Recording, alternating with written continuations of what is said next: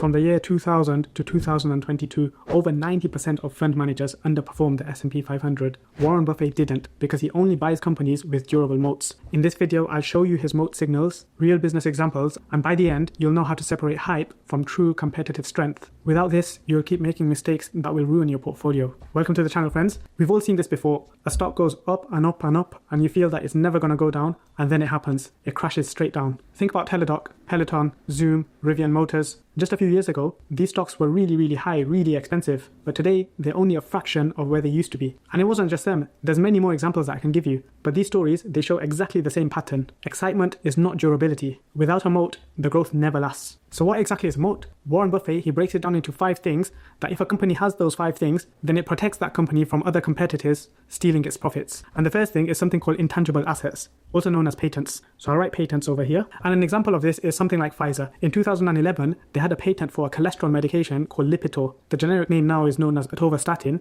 By that time, the brand, it was Lipitor, and only Pfizer had the patent to make that medication, meaning that if other competitors wanted to make that same medicine, they can't. Legally, they just cannot do that. So Pfizer at the time made a lot of money from Lipitor. We're talking about $12 billion a year at its peak. But as soon as the patent expired, the competitors, they all started making the exact same medication. So rather than branding it as Lipitor, they make the exact same medication, atorvastatin, and that's what they would be giving. And this came at only a fraction of the cost of what Lipitor would cost. And as a result, the stock price of Pfizer has just been going down and down. So this highlights how strong patents can be when it's in action. Take another example of Qualcomm. They own the essential patents for 3G, 4G, and 5G. So any phone that's going to have any of these 3G, 4G, 5G, which pretty much every single phone has, they have to pay Qualcomm a fee as part of the patent. And for this reason, Qualcomm has been making recurring revenues just for having this one patent. So think of patents as an invisible wall guarded by the law. If a patent is in place, then competitors simply can't copy. Moat number 2. Cost advantage. And what we mean by cost advantage is the fact that other competitors simply cannot match the prices that are being offered.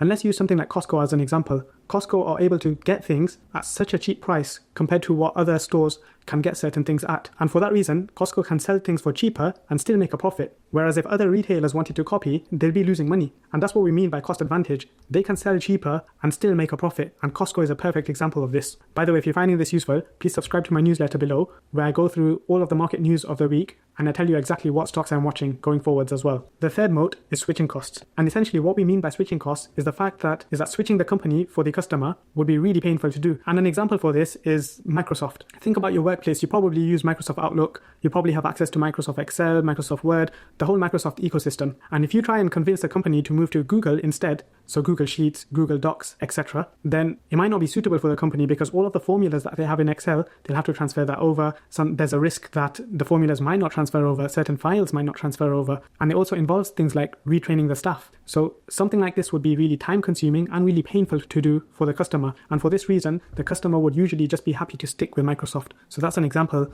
of switching costs. The next moat is network effects. And essentially what this means is the more people that use the service, the better that service becomes for everyone. So an example of this is Apple. If people are using more iPhones, that means there are more developers making iOS apps on the iOS ecosystem. And if there's more apps being created on the iOS ecosystem, it attracts more customers. And if more customers join, that means more sales of iPhones.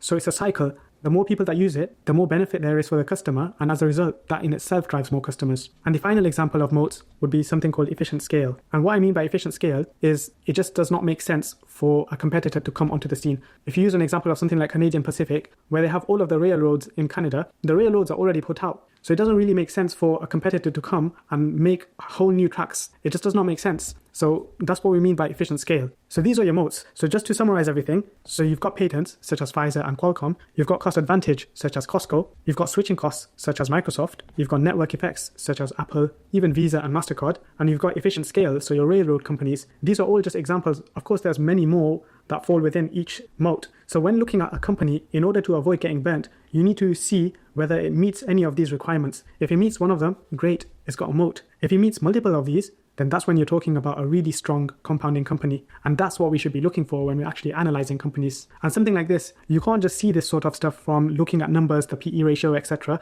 You have to dig deeper. You have to see, what does the company do? Who are their competitors? And this is how you find out whether they have a moat or not. If this gave you a new lens for picking stocks, then please subscribe below and also check out my newsletter. And if you want to know whether you can actually outperform the S&P 500 or whether you should stick with the S&P 500, then you have to watch this video over here.